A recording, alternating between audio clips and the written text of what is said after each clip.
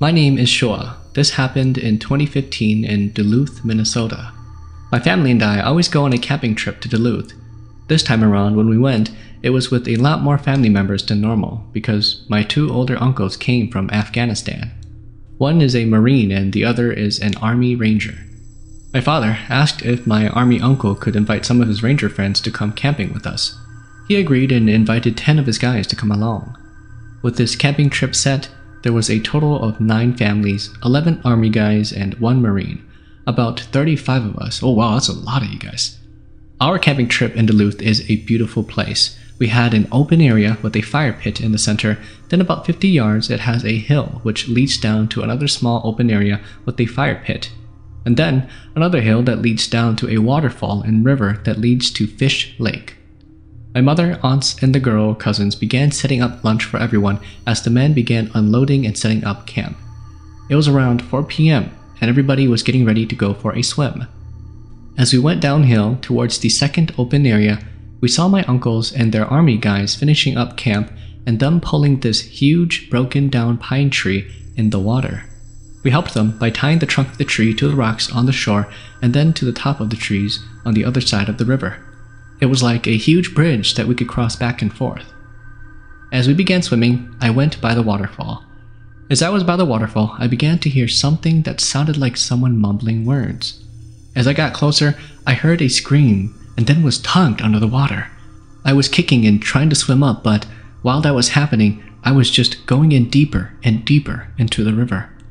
I then saw my 2 girl cousins under the water who came and tried to pull me up, but it felt like I was so heavy and they were only pulling me up slowly. One of my uncle's rangers dove in and all 3 of them pulled me out. In a panic, I screamed and gasped for air as my uncle's ranger was swimming and pulling me to shore. As I was gasping for air, I looked back towards the base of the waterfall and saw a woman's head peeping out from the waterfall. She was smiling and looked as if she was chuckling. I screamed as we got to shore and pointed at the waterfall and told everybody about what happened. My father and uncles are very protective, so they took their guns and pointed it at the waterfall. My dad shouted to whatever it was to leave us alone. We then returned to the main camp where we set up lunch and I was scolded by my mom. That night, during dinner, I sat by my Marine uncle. I explained to him how I saw a woman under the waterfall. She was laughing at me and had small strands of long hair. My uncle stopped eating and asked, "Was the hair white?" I raised my voice and told him, "Yes." My uncle then told me something chilling. He explained, "After your dad took the cousins and some aunts back to the main camp area, your Army Ranger uncle and myself didn't have a very good vibe. So we swam up to the waterfall and 2 rangers went to the top of the waterfall. We didn't find anything, but when we reached through the waterfall where you saw the woman's head, I pulled out a chunk of white hair. I was so scared and chills ran down my spine. My uncle said to not be afraid because there were a lot of them to protect us. We then heard a loud scream from the river area. My uncles and the guys took out their guns and took off running towards the camp area in the river. 3 of my girl cousins and I followed. As we got to the hill, we saw that all of their tents were taken down and their fire pit was blazing. My Army uncle told everyone to stay back and took all the guys to go and check out the tents. As they were checking out the tents, I kept on hearing a whisper of someone or something say, "Come here." When I heard this, I had the sudden urge to go to the river. As I went down the hill and past my uncles, I got to the river. The whisper was now louder than ever. I wanted to go into the river for some odd reason, almost as if I was possessed. My uncles then grabbed both of my arms and pointed to the river right next to our log bridge. In the water, there was a floating duck with the face of a woman. It was floating and saying my name. It was calling out my name and telling me to follow it, to come here. We were all shocked. The Army guys by their camp area was also in shock. I was frozen in place and started crying. I was confused as to how this was all happening. Then one of my uncles shot the duck. With the sound of the gunfire, I felt like I was finally released. This duck, or whatever the thing was, slowly turned upside down and went into the water. The strange thing was that no feet rose up. It just disappeared into the water. All of us then rushed back to the main camp area and explained everything to our parents and the older family members. My mom decided that we'll be leaving as soon as the sun broke the night sky. My uncles and their army guys decided to stay up at the main campsite to watch over everyone. Returning to my tent with my girl cousins, we got into our sleeping bags. Scared and shaken up, none of us wanted to sleep. I was glad to hear my uncles and the soldiers up and talking, when all of a sudden, I heard what sounded like someone turning around in their sleeping bag.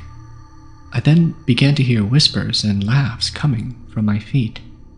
I slowly looked down and, to my horror, I saw that lady's face pushing through our tent. I screamed so loudly it woke up my cousins, and they also saw the lady's face pushing through our tent. The whole thing began to shake, and then we all exited the tent as fast as possible. Our uncles came in and everyone else exited their tents. Just like the soldiers' tents from earlier, our tent shook and collapsed and fell straight. My mom was now frightened and said that it was time to leave. As we all got the vehicles ready to leave, we noticed 2 cars had their tires cut. It seemed like claw marks on them. Everyone was shaken up at this point. My dad recommended that we all sleep in our bags next to the fire pit where my uncles were hanging out and they could keep guard. Some slept and some like me just stayed up the whole night. Morning broke and we called our roadside assistant. They came and replaced our tires and we all returned home. A few days passed and nothing seemed out of the ordinary, until one day both my uncles and the soldiers returned to their duty overseas. That night we got back from saying goodbye to my uncles and I had a dream that we were back at the waterfall. I was on the log bridge and was staring down at the waterfall, not being able to move a single muscle. I wanted to turn back towards where we had camped. I saw the waterfall slowly open, and then the woman came out. Her semi-bald head with white hair and a black dress smiling at me menacingly and laughing. She then said in Hmong, "I got you now. You won't get away this time." As she floated towards me, I began crying. I told her to not kill me, and she kept on laughing and coming closer and closer to me. She touched my neck with her cold hands and laughed, saying in Hmong, "Now I got you." I suddenly woke up, drenched in sweat, not being able to breathe. I went to the bathroom and saw I had what looked like hand marks on my neck. I then went into my parents' room and woke them up and told them about what I dreamt about and showed them my neck. I broke down and started crying. My mom and dad comforted me and I slept in their arms. The following day we called a shaman. The shaman lady came over and she explained that this ghost is strong and wants to take my life and exchange it for hers. It started to grow fond of me. We needed to do a wonding as soon as possible or else she will take me, and she's already so close to doing so. On the days leading up to the wonding, we began to see the woman in our house, and more paranormal activity began to happen around our home. The day of the wonding came, and after a couple of hours, the shaman stepped down. She was so exhausted and she explained to us, "This woman lived in Duluth years ago and would always go to that waterfall to hang out with her friends. An accident happened and she fell off and was killed. She wanted to exchange lives and would not stop until she had mine." My dad and my brothers then took out a box of some of my belongings and dressed up a cat in some of my clothes and returned it back up to that waterfall to release it. Things began to go back to normal and we stopped going camping as well. From that moment on, it still haunts me. I have legally changed my name and only my close relatives call me by my real name. This happened back in 2023 in the month of April. During those times, I would go out late and come home in the middle of the night. I would have sleep paralysis, and I don't know if it was because I would come home late at night to bring a spirit with me, or maybe if there was another reason. My third older brother and I slept upstairs in the attic. He sleeps across from me. That night was around 11 p.m. My brother was already asleep and I was about to fall asleep. By the time I knocked out, I started dreaming about my friends and I and my cousins, we were playing some sort of a game. It might have been tag or something, I don't really remember, but there would be a random person who was a little girl. At first, I couldn't really see her face all that well, but she seemed like a normal person. She would be the one chasing all of us, and I don't completely remember what really happened, but what I do remember was that I was the one getting chased the most. I would run the same direction as my friend and cousins, but I thought to myself that if I changed directions, maybe the little girl would chase the others. I separated myself from the others, thinking that I perhaps had lost her. I got tired and rested at one spot and realized that she was behind me, across the street. This time, it wasn't the little girl anymore. It was a different girl, who looked deep inside of me with her two big eyes. I freaked out. After staring at her for a bit, 5 to 8 seconds, she started to run towards me. I got scared and ran as fast as I could. I was too scared to turn back and look at her. All I could think of was to keep quiet and keep running. After that, I saw a fence in front of me.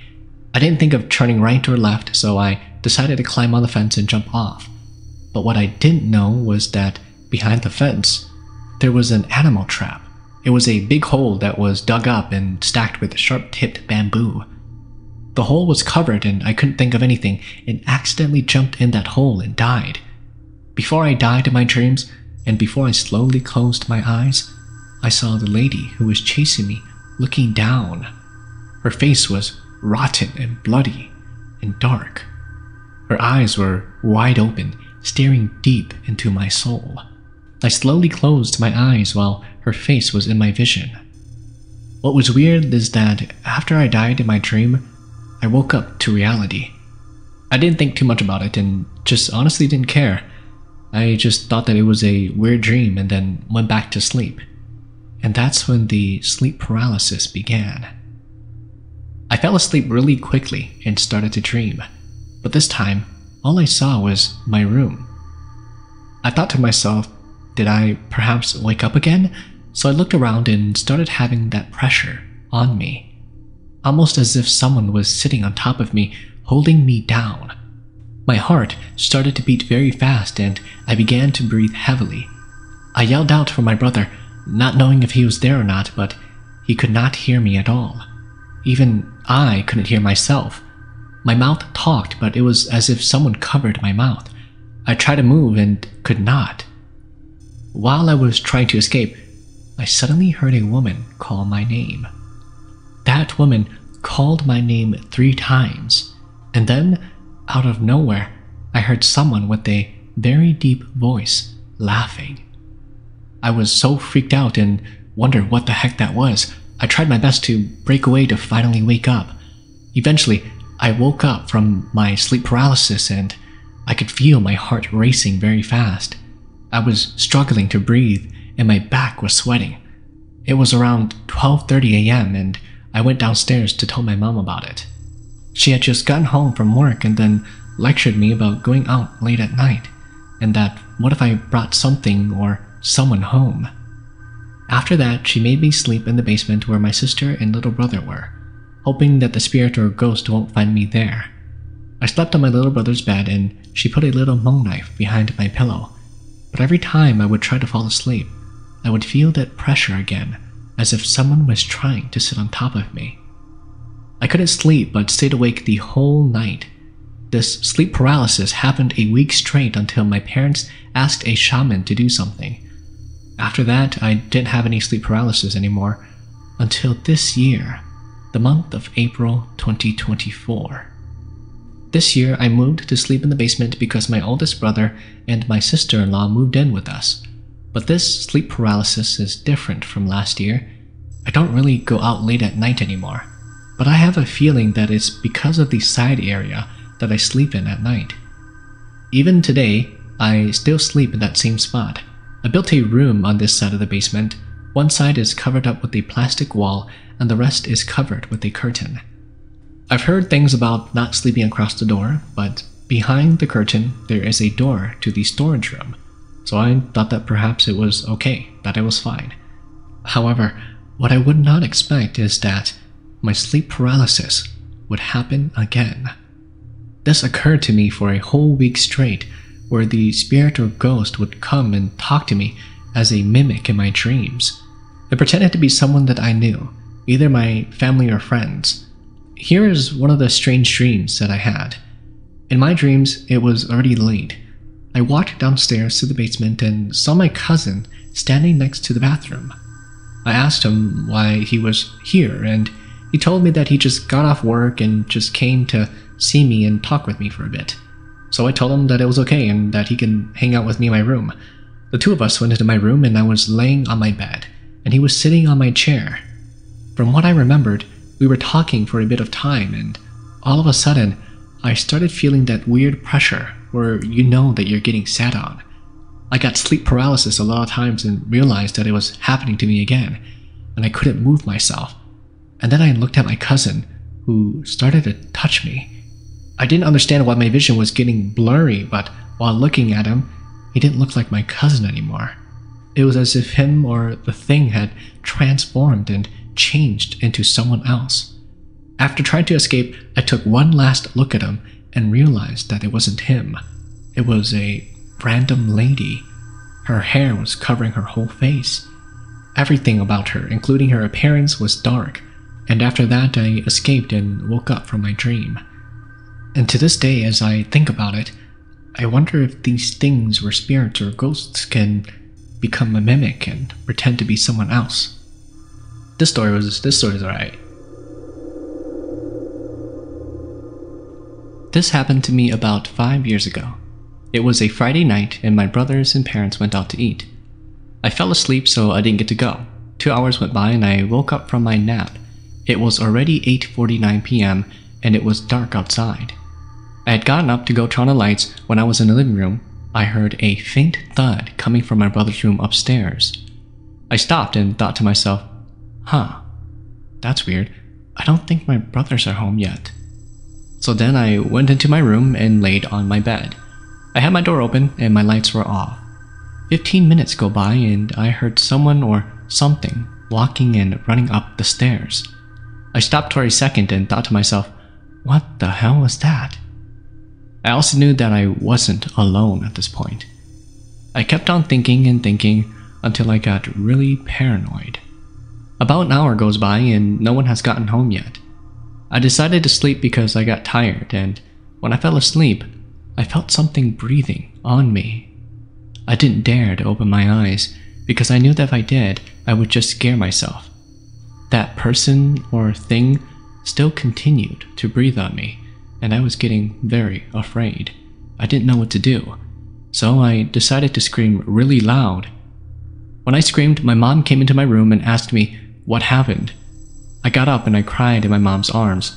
I told her that someone was breathing on me and I didn't know what to do, but it was all just a bad dream. When I looked up on who I hugged, it wasn't my mom. It was my dead grandma from Thailand. I screamed and finally woke up from my dream. My brothers and parents were all in my room. I asked them what they were doing in my room, and my dad told me that I wasn't waking up and they thought someone came and took my soul. 2 weeks later, we had a shaman come and onang for me, and everything became better. This happened to me about 4 years ago. A friend of mine was really sick, so I went to visit her a few times at the hospital. The last time before she passed away, I went to see her at the hospital again, and she couldn't recognize me. She glanced over a few times and asked me who I was. I told her my name, but at this point she was really weak. So she nodded and told me that she was very tired and for me to not mind her sleeping.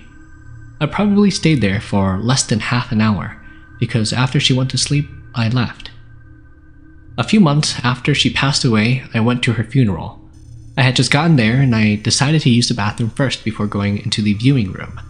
Since there were a lot of people and kids hanging outside the hallway, I didn't feel the need to be scared.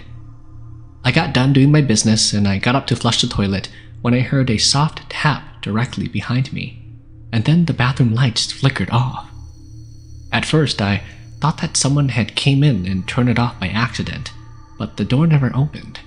It was pitch black. I couldn't find the latch, so I started to panic, seriously hollering for someone to come and open the door for me. At this point, my heart started racing so fast, like it was going to pop out of my chest. I was screaming at the top of my lungs and no one heard me. When I got the bathroom stall opened, I felt my way around the dark to find the main door. I think I scared myself more because I was thinking about all the caskets in the room down the hallway. It seemed like forever, but it was probably less than 2 minutes in reality. Eventually, I finally found the doorknob, and I opened it to see a group of girls. They rushed in to use the bathroom and stopped to ask if I was alright. I honestly couldn't even speak. They probably thought I was crying because of the funeral. The entire evening, my body was trembling. I was totally out of myself for a while. My parents offered to hoop Lee and call my soul back, but I didn't want to do anything with the superstitious stuff. Anyways, I was told that the bathroom probably had a sensor light. I'm not too sure though. Why would they install a sensor light in the woman's bathroom? Honestly, I hate those sensor lights. Like, have you ever gone to a gas station and you need a dump, alright? And then, you're dumping in the middle of your dump, the lights go off and you have to like move around in your toilet. Like, that's personally never happened to me. I heard the story from my friend. But yes, screw those sensor lights in the bathroom. Speaking of funerals, a couple of incidents happened while I was at my dad's. Ever since the rumor started about Hmong vampires, a lot of Hmong people, whenever they would do funerals, would cover up half of the coffin with a plastic or glass sheet. Well, for my dad's funeral, that's what we did. The first day of my dad's funeral, one of my sister-in-laws was watching the coffin. Well, out of nowhere, she started to see this little bug fly all over her face. It wouldn't roam anywhere else but her face. She looked into the coffin and there was a fly inside of the coffin. She got some elders and they removed the fly and made sure that nothing else would get inside of it or past the plastic sheet. A couple of hours later, she started to feel these small little needle-like stabs on her lower right leg. She didn't think much of anything until she remembered how she was lectured about watching the coffin since she was a daughter-in-law. She got some elders and they checked all over my dad's coffin and found a tissue paper that was inside the coffin, and it was by his lower right leg.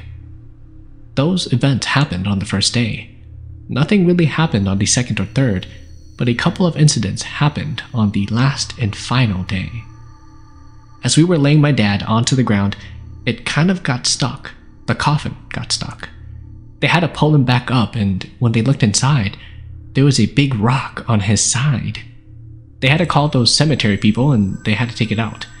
Well, they tried it a second time and still the coffin would not go down. The elders started to discuss what the heck was going on until my sister-in-law realized that maybe he wanted his dentures to take into the afterlife.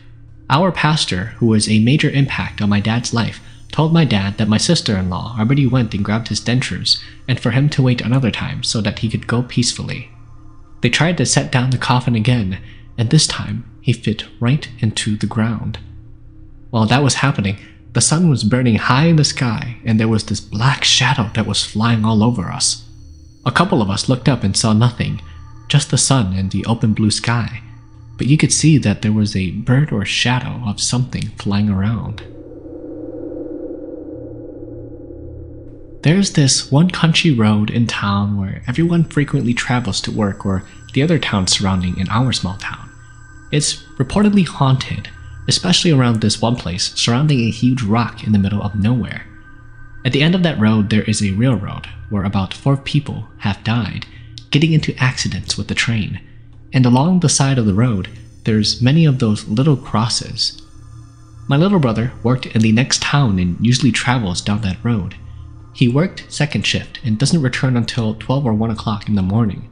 The drive is approximately 30 minutes if you go fast. Usually around that time, there's no cars running on that road, only 1 or 2 at the most. So he was surprised when he saw lights up ahead. When he got close enough to see it, he saw that there was a recent car accident between a minivan and a truck. There were tons of smokes and the minivan was crushed beyond word. One person had crawled out and was sitting by the side of the road, cradling a small toddler, blood running down her face and soaking her stained shirt. Another little girl was standing by the woman's side, hugging a small teddy bear with blood on her arms. He parked further up and dialed for police help, As soon as the dispatcher heard where the accident was located, she described the scene perfectly to my brother and told them that about once a month they would receive a call telling them that there was an accident there at that exact same spot. Then she hung up on him. My brother thought it was weird and glanced up at the scene. There was nothing there. No cars, no women, and no kids. It was as though it was just an illusion. But what he did see was a big white cross and 2 smaller ones. There was also an old, small teddy bear at one of the crosses. Late one night, my little sister was on the laptop in the living room. During this time, I used to go out a lot and stay out very late, so she would always wait for me to come home, usually from 12 a.m. to 2 a.m., so she could open the doors for me. Well, that night I wasn't going to come home, so I called her and told her to not wait for me. She was still using the laptop when she noticed that the coffee machine turned on and started to make coffee by itself. In order for the machine to work, you need to push a combination of buttons, so she walks over to the darn thing and noticed that the plug wasn't even plugged in. My sister got scared but stayed calm.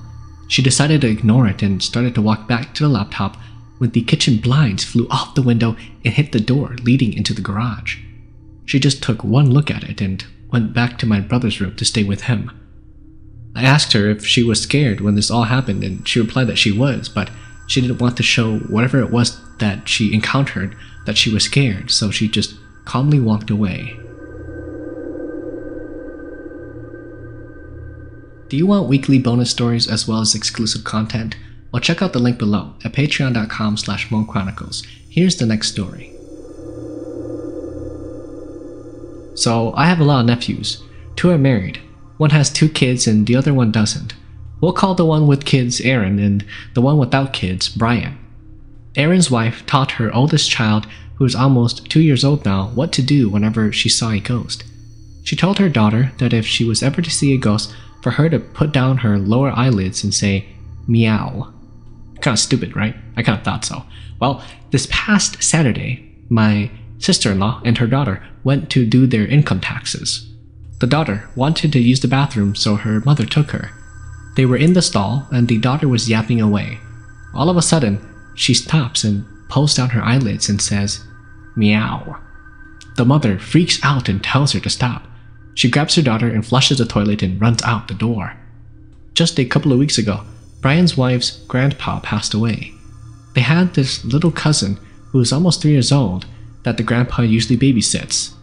Well, a day or so after the death of the grandpa, they asked the almost 3-year-old cousin where the grandpa was.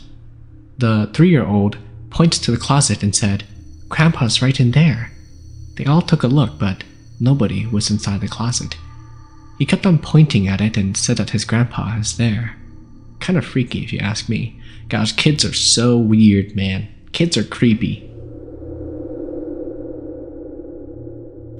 When I was a teenager, my cousins and I used to love playing with the Ouija board as well. One day, we all gathered at my cousin's house because they were doing a jingle bell. It lasted all day into the night, so we went into her bedroom and started playing with the Ouija board. At first, everything went well. We called a couple of spirits and then sent them back. Then we started talking to a new spirit. We asked it what its name was, and it spelled G. So we were like, Gus? Then it finished spelling out H-O-S-T. Ghost. This scared the crap out of us, and we put it all together. I still get freaked out about it to this day. Anyways, we all sprinted out of that room. What's really weird is that, after that, some of the little kids claimed to have heard crying coming out of an empty storage room right below the room that we were playing in. The parents had to do a spirit sweeping ceremony that night to cleanse out spirits. I never played the Ouija board after that ever again. My aunt came over to one of my cousins' house and they all decided to play the Ouija board game. Well, they bought the board from Toys R Us and they played it. They met a dude that was killed in a car accident, and it liked my aunt. Soon they grew tired of the game and they asked to leave. Everybody was chilling in the living room when they noticed that my aunt wasn't with them. They went into the room and saw her huddled up in the corner, giggling and having a conversation with somebody. She was whispering, and they asked her who she was talking to, and she said that it was the dead cute guy from the game. They all got freaked out and returned the game. She later became so obsessed with the Ouija board that she would play by herself. She would also play on the internet, and then she started to go insane and seeing stuff.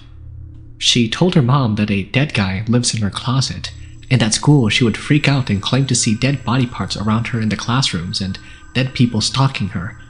She tried to commit suicide a few times, and her mother had to stop her. I don't know if they did jingle bells on her, but she got better. After all that, the OGs would warn us about the board game. I never played it and never will. Paranormal stuff with the Ouija board is already enough for me. Should ask for a refund. Bring it back to the store and say that this thing works too good, so you need to refund it. Anyways, don't play Ouija boards. This happened a while back in California. There was a bunch of little kids playing marbles in front of my parents' house with my little brother.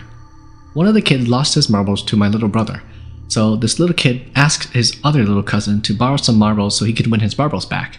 Well, he didn't, and they both ended up losing all their marbles to my little brother and his friends. The other little kids went back home, and that's when the problem starts. The two little boys were cousins. The younger cousin had recently went to the local corner store and stole some marbles, but didn't tell the bigger cousin that he had more. The older cousin went to his dad's room and took out his dad's 12-gauge shotgun and pointed it right at the little cousin and demanded him to give him back the marbles that he stole from the store, or else he'll shoot. There were other kids in the house at the time, and there were no parents or adults. The only one who was old enough was their 13-year-old daughter, who really couldn't control the situation. The little cousin refuses, and the older cousin pulled the trigger. Bang! Point blank to the little cousin's face. He passed away instantly. Half of his face was gone. They had to do a closed casket for the young boy. He was only 10 years old at the time. Soon after that, the family moved out of the house, and from what I heard, everybody that had moved into that house don't live there really long. The longest someone had lived there was for 6 months, and they would eventually move out. One day, my uncle decided to go and talk to the owner of the property and ask him why all these people keep on moving out of the house. The owner of the property replied every night that when they go to sleep, they would hear a big bang in the living room that sounds like a gun, and to this day, people will move in and out within less than a year. I don't know why that is.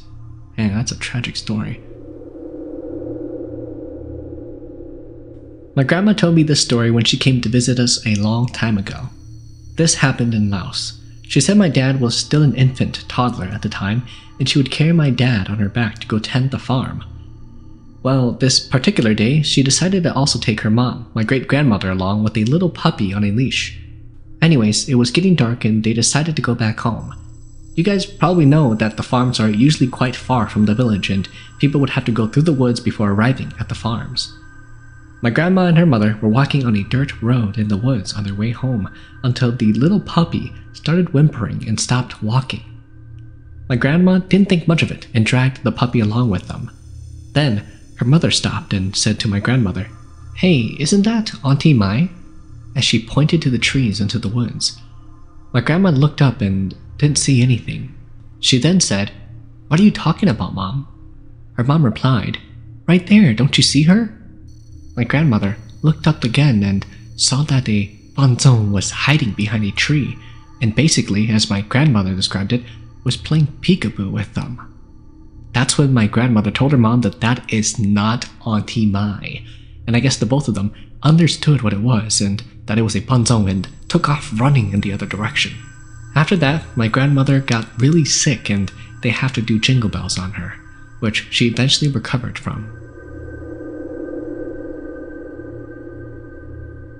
I remembered when I was a kid and the Ouija board was so popular. We even watched the movie and it was scary.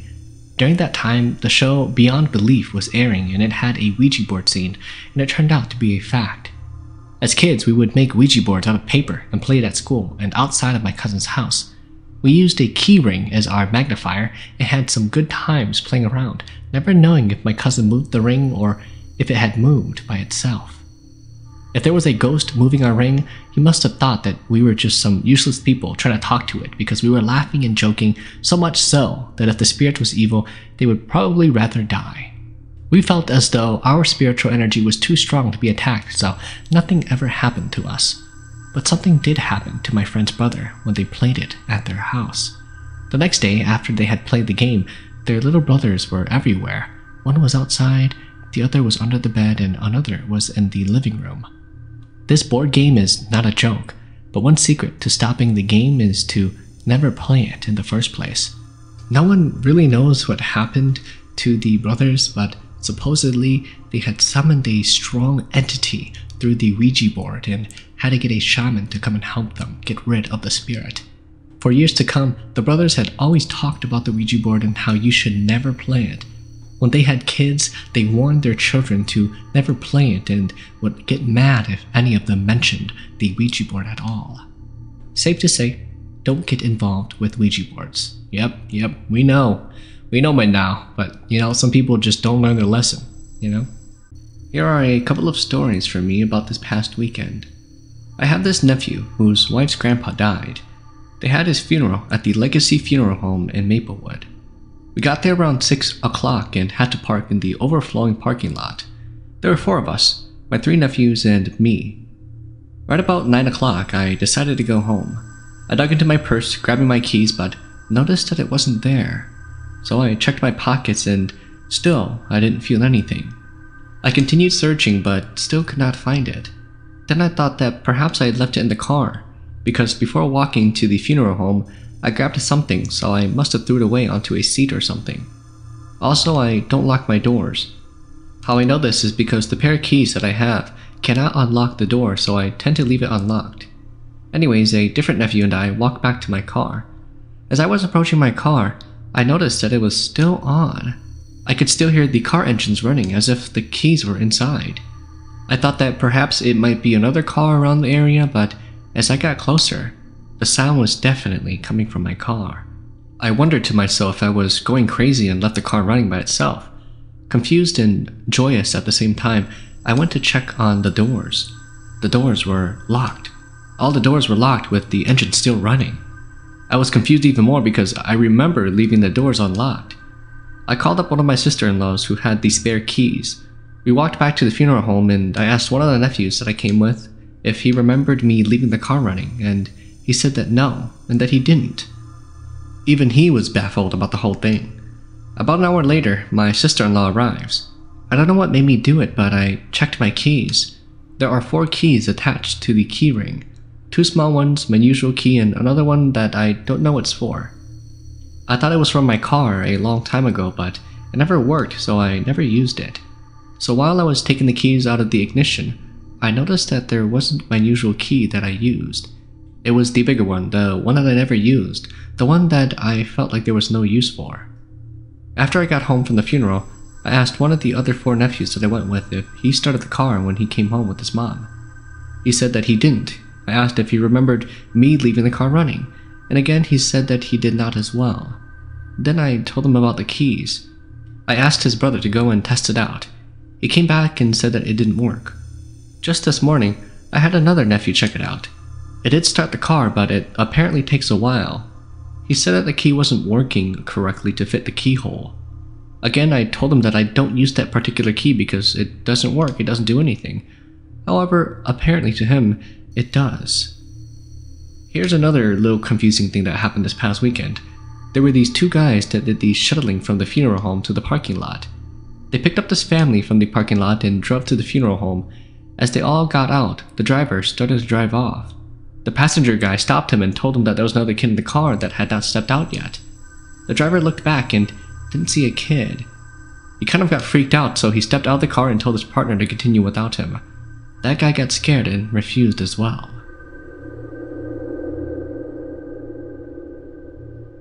The other day, my sister, the baby, and I were in my little brother's room. I was talking to her as she was MySpacing when our little cousin Calvin came into the room looking for his older brother, Richie. He kept asking us where did we hide Richie, but we kind of ignored him. You know how annoying it is when a kid bugs you with his quest. But he kept on calling his brother's name and I got fed up and said, "What are you doing, Calvin?" He said, "Where's Richie? I saw him come in here and he was yelling my name." So I looked him straight in the eye and said, "You saw him come in here and he called your name?" Calvin answered, "Yeah." So I told him, "Look, Richie didn't come in here, and if he called your name, we would have heard since we were here the whole time." Still, Calvin didn't believe in me, so he went to look under the bed, calling out his brother's name. I guess his brother heard him from the living room and finally yelled for Calvin to stop calling him. That's when Calvin turned around, giving me this puzzled look and said, "Oh." So I told him, "See, I told you Richie didn't come in here." So Calvin ran out of the room trying to pretend the whole thing didn't happen. I'm not too sure what it was. When I was about 9 or 10 years old, I was living at some apartments in Fresno. I heard from the kids my age that the apartment complex was haunted, but that was after my experience with a ghost. Anyhow, it was in the middle of the night. It felt like midnight to me, and for some reason I just could not sleep. I was sleeping on my side, tossing and turning. I don't know why, but I turned to sleep on my back. I looked at the foot of my bed and I noticed a white and tall figure that looked much like a human. I couldn't see the face clearly because it was blurry and the room was dark. I wasn't scared or afraid, however, because I didn't know what it was. So many questions were going through my mind at that moment. Who could it be? Is it my dad standing at the foot of my bed staring at me? No, that can't be because my dad is sleeping on the other side of the bed with my mom. I turned my body back on my side and quickly covered my head with my blanket. By the time the sun rose and morning came, that thing or whatever it was gone. I told my mom about it and what I saw last night, but she brushed it off, saying that it was nothing. It might be the Greystone Apartments, huh? In Fresno? Or California, whatever it was. The Greystone Apartments. That place is haunted. A lot of Hmong people used to live there. Here are some stories from my brother-in-law. My brother-in-law was driving to work one day and he ran out of cigarettes. So he looked for the nearest corner store and soon he came to one on his left. He pulled in but decided to go around the back of the store so he could park on the other side of it. When he reached the far end of the store and got out of his car, all he saw was an abandoned boarded-up corner store. Like, what the heck? Earlier he said that he saw a corner store still in business, with lights on, and then within a second, it was an old corner store with all the windows boarded up. He got creeped out and drove away fast. This is kind of creepy because I drive past that abandoned corner store whenever I go visit them, and every time I look at it, I think about his experience. Here's another one. When my brother-in-law moved into his house, I had to babysit his daughter while he and my husband went out to buy supplies for the house and his wife was working. I was pregnant at the time and I was alone in the house with the 1-year-old niece when she started crying and being cranky and wanted me to carry her. Being pregnant, I told her no, but she kept on clinging onto my legs until I picked her up. Then I heard this faint whistling. I went to the window and it was definitely coming from the other side of the window. I looked around, but there was no one outside. Then the whistling would not stop and it kind of got louder. I got scared and was trying to shush the baby while she cried, so I decided to just go stay outside. As I was walking past her playpen with her in my arms, the whistling was right next to my ear. My goodness, I ran outside with the baby and we both stayed outside. This was during the summer, so the baby was sweating a lot and I had to take her back inside. When my husband and brother-in-law got home, I told them about what happened. They said that as they were coming from the back of the house, they also heard some faint whistling. Kind of weird if you ask me. Lately, I've been feeling uncomfortable staying at my apartment, and I've lived here for almost a year now. My husband only moved in with me since October, and I've been on my own before him, so I don't quite understand why I feel this way. I think I might have bumped into a spirit or something, but a few weeks ago, I was watching a movie and just surfing the net when, all of a sudden, my heart started pounding really fast and the hair on my arms were rising with goosebumps. I kept on telling myself that it was nothing and that I'm just scaring myself, but I could feel something standing in the hallway, watching me. It was watching my every move. I woke up my husband and he got upset with me because he was really tired from work and he fell back asleep again. My heart started to pound once again, this time much harder and faster. I could feel whatever it was getting closer and closer, and the room started to feel very cold. I kept on waking up my husband, and each time I did, it would stop for a while. I finally grabbed my husband and said, "Honey, get up, seriously." He asked me what I wanted and told me that he was tired. I told him that I knew he was tired, but I needed him to get up right now. I needed him to do as I say because we needed to leave immediately. My husband said to just give him 5 more minutes to sleep, but I told him that we needed to go right now. Eventually, he finally got up and we left. Of course, the two of us argued about it, but I couldn't even find myself to tell him until we left the parking lot and were on the main road as to what I was experiencing in that apartment. I've since then went to my uncle in Fresno and had a string tied onto my wrist and haven't had any more encounters until this past Friday. I was once more sitting and watching some Hmong movies, and my husband was washing the dishes when suddenly I felt and heard a loud gasp of air to my left ear. I knew that it couldn't be my husband because he was still in the kitchen and I was in the bedroom. Whatever it was, I thought it was my husband, so I asked him if he was okay. I only asked because the breathing sounded like it was mad. It was like the air intake that you do when you're stressed or mad. He then said that it was nothing, so I started to feel this same feeling again. So I ran to my husband and told him that we need to go out for a while. He didn't understand, so he kept on asking me why. It started to bug me, so I got upset at him and we argued for a bit, and then he finally left with me. Well, talk about a toxic relationship. On the way back, I started crying because he couldn't understand me. I felt as though he thought I was lying. I told him that I was scared and about what happened, but he reassured me and told me that it'll be okay. Ever since then, things have seemed to be okay, but I'll keep you posted if anything happens. Here are some events that happened to my family. It was midnight during my dad's funeral, when my two sisters, 10 years old and 9 years old, were playing and just talking outside of the funeral home. They were suddenly greeted by an old lady with a 6-year-old child that came and asked my sisters if this was my dad's funeral. My sisters replied to her saying yes, it was, and the old lady went inside the funeral home with the kid. After about an hour later, the sisters saw the same old little boy and asked him why he was alone outside and where that old lady was. The boy looked confused. He asked my sisters what they were talking about because he has never seen or had been with an old lady the whole time that he was here. He came with his dad. My two sisters got scared and didn't tell anybody about what happened, but just to me and my other brother. The funeral home is the Waterman Church Funeral in Fresno. Here's another one. This happened to me. It's not a ghost encounter, but still as scary as heck. It was at my uncle's house. My uncle had a very long hallway with no lights, and the bathroom was at the end of the hallway. During that time, my grandma was living with him. She was very old by now. My grandma, that I have never saw before, is blind and can't stand up straight, so she was always in a hunched back position and had really long hair. So I was at his house and really had to use the restroom, entering that long dark hallway. The bathroom light was off, and the only light inside was from the window at the bathroom wall. I peeked my head inside and saw my grandmother in traditional Hmong clothes, with her hunched back and her hair touching the ground. Her hand was stretched out in front of me, reaching for me. I got so scared that I just ran outside and went straight home without saying anything to my uncle. This was very creepy, but the sad thing about this story is that my grandma passed away a year after that event. My cousin's mother-in-law recently passed away this summer. The day she passed away, my cousin and her husband were at work, and her mother-in-law was babysitting their 7-month-old daughter. Her mother-in-law had been very ill for the last year or so, and they knew that it was her time and she was fading fast.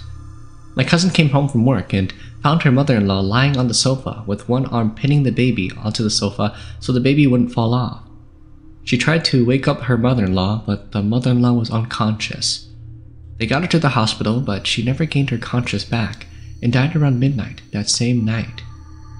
I was babysitting my cousin's baby while my cousin was at the hospital. I remember putting the baby in the bed and was watching a late-night movie with my younger brothers, since the parents were also at the hospital. Around midnight, my brother, who was 9 years old, went to the bathroom and passed the baby's room. I told him to check on the baby when he came back. After he finished using the bathroom, he checked in on the baby and ran into the living room. He was scared, and I asked him what happened. He told me that when he went in there, he saw someone in the room sitting on the bed and stroking the baby's head. I went to check, but there was nobody, and the baby was sleeping. Around 1 a.m., my parents called to tell me that my cousin's mother-in-law had passed away around midnight. I knew then that it was her mother-in-law just coming by to say one last goodbye to the only grandchild she had. Here's my encounter with the paranormal. One day I was studying at the Fresno State Library. It was a time when they were renovating the building into its current state today, and part of the building was blocked off. I was in one of the halls in the cubicle studying when I decided to use the restroom. The studying cubicle was on the second floor near the elevators. The restrooms were located around the elevators. I went to use the restroom and washed my hands. Since I was the only one in the restroom, I decided to take a picture of me using my phone. I always carry my phone in my front right pocket of my pants. I held up my phone camera and took a picture of my reflection using a mirror in the restroom. Then I went back to studying at my cubicle. Since I was bored, I looked at the picture I took and, oh my god, I saw a white outline of a big skull in the picture next to me. This freaked me out.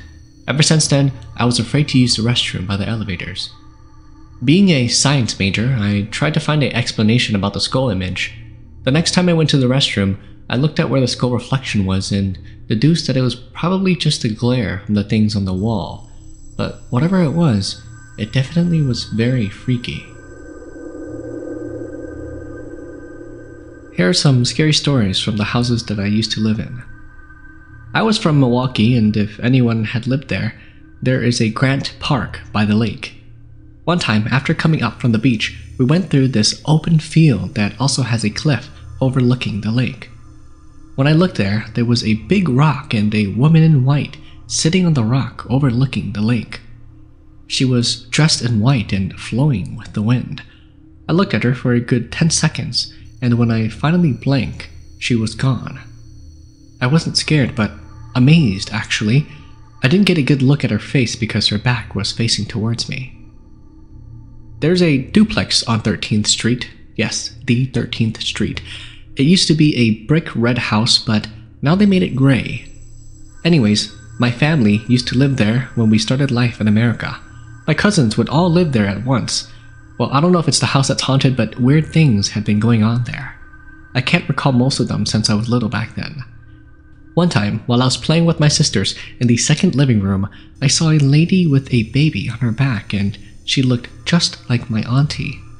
She walked across the door of the kitchen like she was cooking, and I got scared, so I turned away because I wasn't dumb and knew that my auntie wasn't over. A month later, my real auntie gave birth to a baby boy. In the same house, my uncle's wife lives downstairs from us.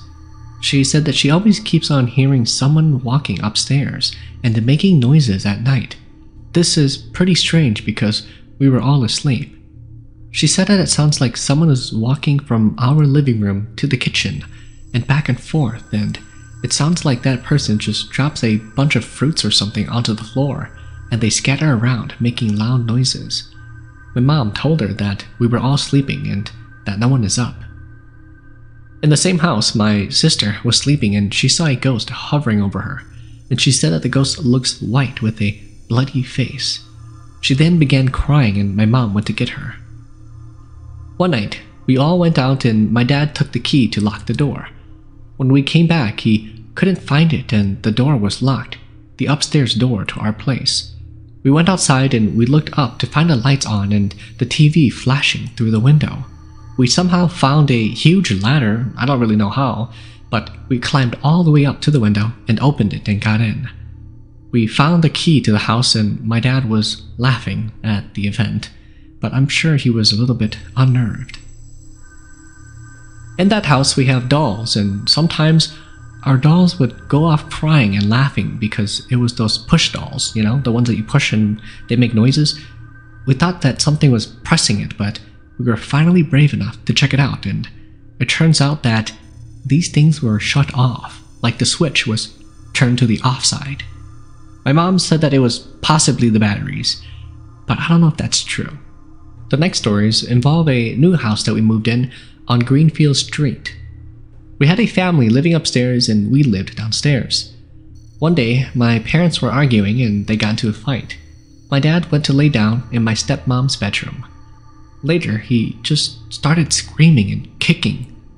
My stepmom came in and we didn't know what was happening, but she said that the ghost was haunting him because he was yelling at my mom for nothing. He said that there wasn't just one ghost, but more than 3. They were all standing at the end of the bed and doing stuff to him.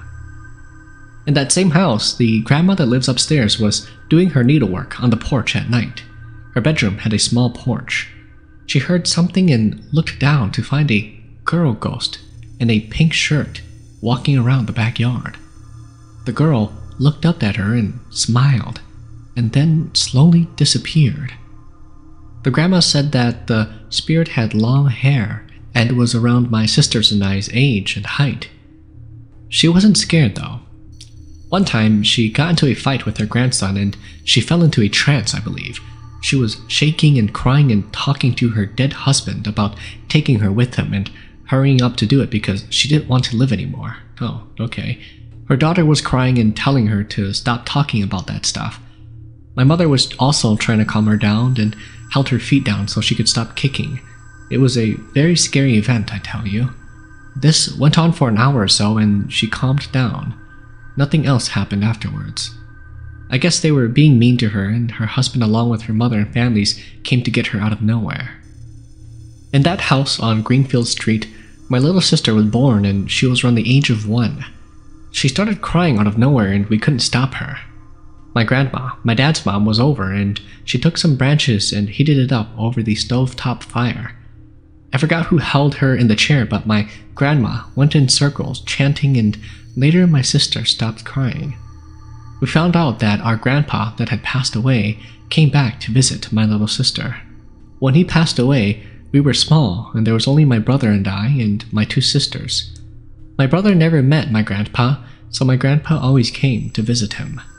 Because of this, my brother was sent off to a babysitter or relative and to be separated from my grandpa. He even came back to my aunt's dream to tell her to visit my runaway cousin because she was poor and had nothing to eat and was crying. We love our grandpa and he never hurt us even in a paranormal way, perhaps just caused a little bit of trouble. We did a ceremony to reincarnate him and now it's believed that he lives in Thailand and has a family now. During that time, we have everybody in their room so he can come and see us for one last time. They said that when he visits, there would be a rotten smell or something like that, and that would signify that he's here. We were scared and a little bit excited to see him on this visit. But my stupid cousin ruined it because he farted and we thought that it was my grandpa. Okay, I don't know about that last part, but kinda cool. Kinda cool. This story was a little bit all over the place, but I'm just reading it however the person wrote the story. Sorry. My brother told me that before our granddad had passed away, he would tell my brother to grab the fly swatter and hit the ghosts all around him. So my brother would be jumping from couch to couch, swatting at the air. He thought it was kind of weird for my granddad to be telling him to swat invisible things, but he did anyways to make my granddad feel better. I remember the night that led to my granddad to be hospitalized and from there led him to his passing. I was sleeping over. We lived next door to him and I used to love to sleep with my grandparents. And I remember my granddad waking up in the middle of the night to go and use the bathroom, and my grandmother to tell him to be careful because it was dark and he might trip and fall. My grandfather at this time had arthritis and his feet were badly swollen and all casted up. Right when my grandmother said that, my grandfather slipped and fell. I ran to go turn on the light and he was laying on the ground. As a kid, I was scared but smart enough to run out the door to go tell my parents, to call 911. He later got hospitalized and passed away there. It was said that all of his ex-wives came for him, and he had many wives since they would all die one after the other. My grandma, which is my dad's stepmom, was the only one who survived. So all the invisible things that my granddad had my brother swatting at were his dead ex-wives. Dang, talk about a player. Here's another one. My uncle came down to Cali to visit us and he went out to go hang out with his friends. As they were in the car getting ready to take off somewhere, he sees my granddad, his dad, in the back seat. He got freaked out and he told his buddy that his dead father is in the back. His friend didn't see anything and decided to drop my uncle back at our place. I think he was on drugs or something, because my uncle does a lot of coke and meth, dang. But who knows if it was the drugs that was kicking in, or if it really was my granddad trying to tell him something. The dad was trying to tell him to stop doing coke and meth, that's what he was trying to do. Here's another incident with the same uncle. We get this call from another relative saying that my uncle is going insane. He gets on the phone with my dad and starts crying hysterically. He said that there's a tiger in his house and that the tiger is trying to eat him. But instead, he sees my granddad and he tells him to find 3 pebbles that can save him. So far, he said that he found 2 but can't find the last one. He says that the tiger is still there and he's afraid. My dad thinks it's just his drugs and told him that the pebbles will keep him safe, so do not be scared. I personally think it's just all the drugs making him go crazy. Hey, comment down below if you think it's just the drugs, or do you think it's actually real, or maybe it's a combination of everything. Let me down in the comment section below. Remember when you were a kid and your parents always advise you to not play hide and seek at nighttime even when you're in a safe, comfy home? I remember back when my siblings and I used to play hide and seek in our rooms. Back then, we used to have 2 bunk beds for the 4 of us brothers. We used to live in this house in North Carolina, where half of the building is underground, so our room had no windows at all. It's completely dark when the lights go out. The rules of our hide and seek game was that whoever was to find the others by feeling their way around the room and guessing who that person is. That person who got caught can't cheat by faking themselves to be someone else. Well, my little sister was and she was pretending to be a tiger looking for prey. She was roaring and moving about the room, trying not to laugh while being so silly. I was standing at one corner, staying away from her. I heard her crawl down and went underneath one of the lower bunk beds and started calling out one of our names. She called out everyone's name and then we all started joking around about whoever it was faking it, but then, all of a sudden, my little sister started yelling for help. One of my little brothers was standing next to the light switch, so he turned on the switch right when he heard her screaming. Everybody else was pretty much very far from her reach, and we all looked at each other like, if we're all over on this side of the room, then why was she calling out our names? She was still under the bed and now crying hysterically. She then crawled out really fast when the light came on and we ran outside to the kitchen where my mom was setting up the table for dinner. Of course, we don't know what happened. She was just crying, and when my mom asked her what's wrong, she wouldn't answer my mom, so my mom just brushed it off like, they're just kids playing around. So all of us just brushed it off as well. The next day, my little brother and I were playing a video game when my little sister came to me and told me that the night before, when we were playing hide and seek, something grabbed her when she was under the bed and she thought it was me because I'm the oldest, but whatever it was had a very strong grip on her ankle. She said my name, but I didn't answer, so she started calling everybody else's name, but no one else answered. So she reached out to grab our arms to see if she could feel our watches or my other sister's bracelet. Only now when she did so, whatever she felt, its arms was hairy and had thick fur all over the forearm wherever she grabbed, and that's when she freaked out. After she told us that, there were no more hide-and-seek games in our room, even during the daytime. I guess you guys can say that we all grew up after that night, and we never played hide-and-seek ever since then. We did kind of let our parents know. At first they didn't seem interested in our story, but later they did a ceremony for our whole entire family. My brother and I were so scared that we slept together on the bunk bed for a few months before we started to forget about it. Recently, I have a cousin that came from Laos to marry this very old lady that had 5 kids of her own already.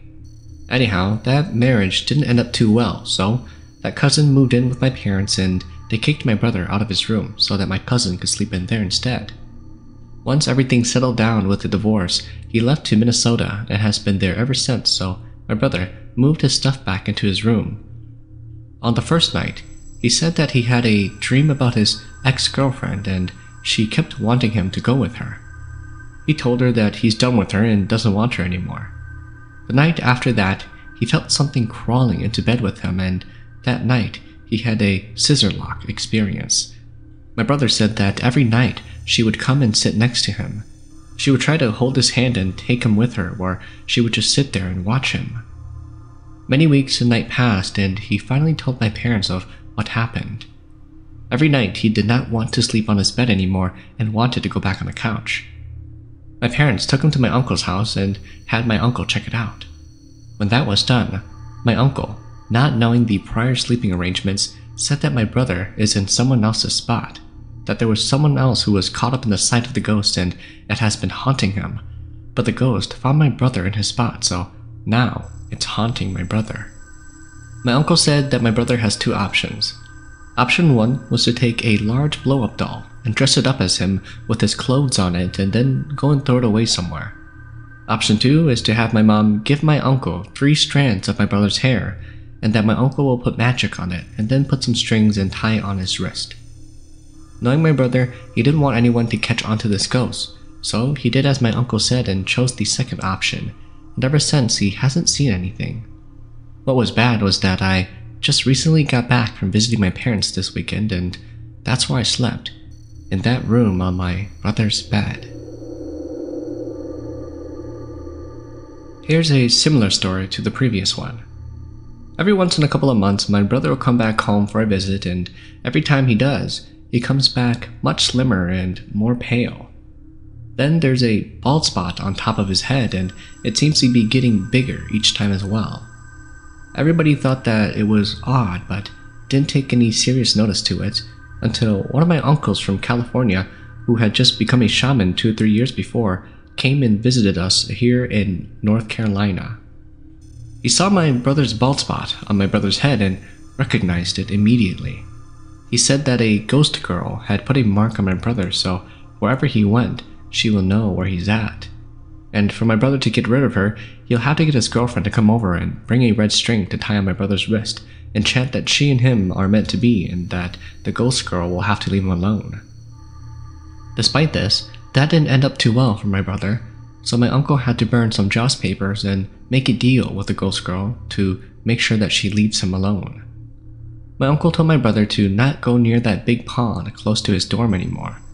My brother didn't even tell my uncle any of these things, and he said that afterwards he did go to that pond once in a while and just sit near the shore and watch the lake and think about life. Needless to say, my parents just pulled him out from that college and transferred him to a different one. My brother said that sometimes when he's at the dorm, he'd feel like someone came and just sat at the foot of his bed and sit there all night until the sun rises. Then, whatever it was will get up and walk away. After a couple of months, my brother's bald spot grew back, but then he had a dream about that girl for the first and last time. He said that in his dream, the girl was so pretty and she looked a lot like a Hmong girl. She came and cried and told him that she's leaving and will never come back to bother him anymore, and that she's going to be missing him and all that puppy love stuff, whatever it was. Now he's doing pretty good. Guys, I'm telling you, don't have ghost girlfriends. I know some of you guys are desperate, living in your mom and dad's basement and playing video games all day, but don't have ghost girlfriends, okay?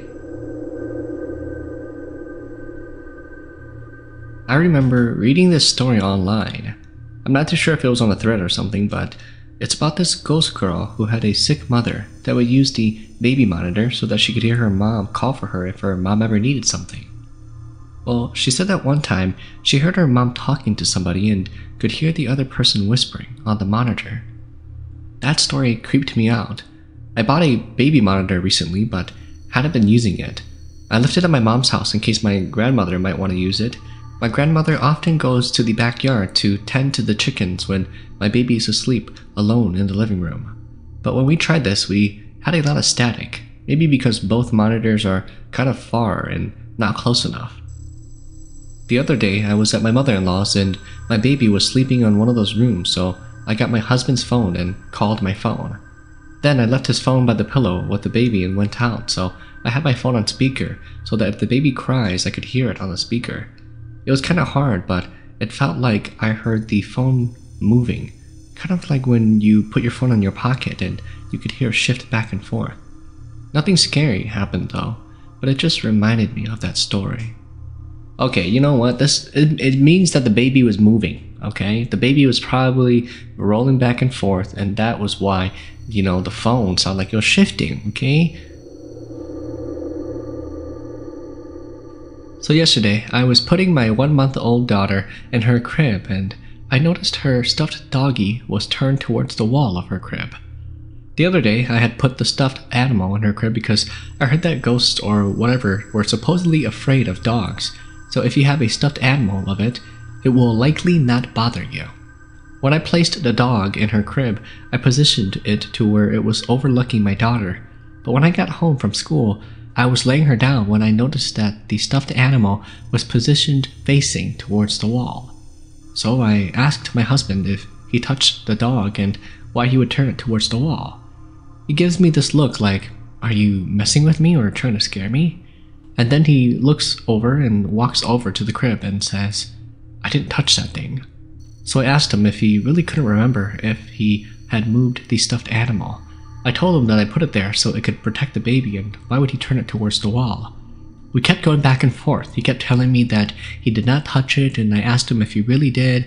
And so we just dropped the argument, and I positioned the stuffed animal back to where it was supposed to be. To this day, we're not sure how that stuffed animal had moved by itself. This happened to me not too long ago. One morning, around 8 a.m.-ish, it was cold and I didn't feel like getting up, so I continued to lay in my bed. Well, I wasn't completely dead asleep. I could still hear stuff going on around and something between my dream and reality, I guess. Anyhow, I felt something or someone step on the foot of my bed and began moving towards me. I had 2 blankets over me and I felt the top one move, like someone grabbed it. At this moment, my body felt numb and it felt like something was over me. But I remember someone told me that if you fight it off, then it will go away. But if you show it that you're scared, it will only continue to happen. So I was trying to kick it, and at the same time spitting at it and cursing at it to go away. After a short minute or so, I heard the door open and I could finally move again. I sat up and noticed that the top blanket was indeed halfway down on the floor. I thought about it for a second, wondering if I should get up or continue to sleep in. So I said to myself that if it comes back again, I'll make sure to kick it really good, and then decided to go back to sleep. Damn, that's crazy. Here are some encounters that my family and I have experienced. My mother-in-law told me this story once. My oldest brother-in-law and his family used to live in this haunted house. One night, they went out, and so my father-in-law and my mother-in-law went to sleep with their children. For some odd reason, there's this really cold area near the hallway. That night, my mother-in-law woke up hearing someone walk. She knows it wasn't the kids because all of them slept in the living room together. She woke up my father-in-law and whispered if he could also hear someone walking. He said that he hears it, and ever since the lights went out, he couldn't even go to sleep. He just didn't want to scare my mother-in-law. Right after my husband and I got married, I worked the schedule from 7 p.m. to 3 a.m. I'd get home really late. My husband would go to work really early in the morning at around 5 a.m., and whatever it was, a ghost or spirit, would come to sit on me almost every other week. I'd see it coming, its shadow climbing on top of my bed. I remember clearly once that I saw it on the foot of my bed, a dark shadowy figure, and then it'd come down and lay next to me. The next thing I knew, it was sitting on me. One night, I came home late from work. I took a shower, and the bathroom doesn't have any windows or anything like that, just a small vent to suck air out. I felt a hard enough breeze past me, and that bathroom was small too, but I didn't think of anything. But for some odd reason, all of the hairs on my body were standing up. I went into the bedroom to lay next to my sleeping husband. Then, once I turned off the light, I was so scared. I was deeply afraid. It felt as though someone was watching me. I couldn't recall if I heard someone laughing at me or not, so I cried hysterically, really loud. I spooked my husband out so bad my mother-in-law woke up and got her little dried corn and started banging the doors in rooms to scare it away. Afterwards, we got in the car and drove around. I remember feeling a relief after we got out of the house. It was a weird night, I swear. It felt like somebody was watching me. Last year, my sister and I were attending one of my great-grandmother's funeral. I needed to go use the bathroom really bad, and my sister told me that she would wait in the hallway while I do my business. So I entered into the room, only to find that it was only myself in there. I was kind of scared, but I shrugged it off and tried to be as quick as I can, when out of nowhere, I heard this pip-plap sound. You know the sound of running bare feet on tile floors? And as I looked under the stalls into the stall next to me, I see these two little feet climb onto the toilet and just start to dangle their feet in the air. Then it jumped down and went to the corner. My stall was the last one to the corner, and through the door, you know how between the stall door and the wall there's a gap that you can see through? I see this little girl in a dress, barefooted, staring at me through the stall door gap. Ugh. Her hair was loose and kind of messy. She kept on staring at me, so I tried to smile, realizing that she was human and not a ghost. But it was kind of creepy for her to be staring at me, so I quickly pulled up my pants and ran out the bathroom. I told my sister that there's this really creepy kid who went to the corner wall only to stare at me piss, and she didn't have shoes. Who would let their kid run around without shoes? My sister went in and said hi to the kid, and then after that we left. Oh, that's weird. What a weird-ass kid, dude. That's a weird kid. Some of you Hmong people need to raise your children, otherwise other people will raise them for you, alright? My cousin married a lady, and later on she got pregnant. It was a boy, and he later passed away within a couple of days. They tried again, and this time it was a girl, but she unfortunately passed away within a month. For the girl, they were able to hold a funeral for her in Milwaukee. They dressed her up in Hmong clothes, and she looked so pretty. She looked just like a baby doll with pale, stiff skin. Well, my cousin's baby sister, she was around 1 or 2 years old at the time, was sitting by Chloe, the baby that passed away, and she loved Chloe. So she sat there and kept on touching Chloe's face and kept on saying, "Chloe, wake up so we can play." Or she would say, "Mom, Chloe looks like a baby doll. I want to dress her up and play with her now." Wow, what a weird, creepy kid. So she kept on touching her, and the baby's face turned purple, and then later it turned red, almost as if the skin got bruised. Have any of you guys ever touched a dead body before? I ran my fingers down the baby's face and it was ice cold and frozen. Imagine a rose petal that has been frozen overnight. That's kind of how it feels like. Anyways, after the baby's death, she came into one of my aunt's dreams and said, "Aunt, I'm hungry. Can you feed me?" My aunt responded to her, "I don't have anything for you. Go ask your mother." She described the baby to be walking and holding her guts and livers in her hand. Oh, that's creepy. Chloe turned out fine at birth, but later just stopped breathing in her sleep. Her brother that passed away was born with a birth defect. After that dream, Chloe just left and disappeared. She then came to one of my other aunts and my aunt gave her food. More of my aunts had dreams about her, but I only stuck around for that one. I don't know about the other stories. They did a shaman ceremony on my cousin's wife, and they said that in the afterlife she was a gangster or something and she killed a lot of people. Wow, that's why she couldn't have any babies. Oh, the cousin, the wife. The wife was a gangster in her previous life, and she killed a lot of people, and that's why she sinned in this lifetime to not have babies. Alright, understand. But a year ago, she gave birth to another girl, and they did the ceremony again so that she could turn out fine, and she did. Although the baby has been getting sick lately, and it cannot be explained. Alright, interesting story. A little bit all over the place, but very tragic. Sorry for this family and their losses. My incident takes place in Sacramento, California in 2007 in my very own home. On this night, both of my daughters, a 1-year-old and 2-year-old, finally fell asleep around 11 p.m. My husband was messing on the internet looking up poker chips. I was doing the laundry and some last-minute cleaning. It went from 11 p.m. to 1 a.m. pretty quickly as I was kept busy folding and ironing. I went back to the laundry room and I was taking out the dry clothes, putting it into the laundry bucket, and then loading up the wet ones from the washer into the dryer when my home phone rang. I thought I'd let the answering machine pick it up, but I didn't want it to wake up my kids, so I ran into my room. I looked on the caller ID and it said private. But for some reason, I answered the phone anyway and said, "Hello?" A very weak and sick but clear woman's voice answered back and asked me, "Patty, what are you doing?" I answered the call back and said, "Oh, I'm doing the laundry and doing some last-minute cleaning." The person said, "It is 1 o'clock in the morning. Why are you still up? And why are you cleaning?" All of a sudden, I felt this cold chill and I felt scared and immediately responded, "Well, Corey's up messing around on the internet." I said this because I didn't want to give the impression that I was home alone, because I wasn't, just in case it might be someone I don't know. And I figured I'd finish the conversation, but I continued to suspiciously ask, "Who is this?"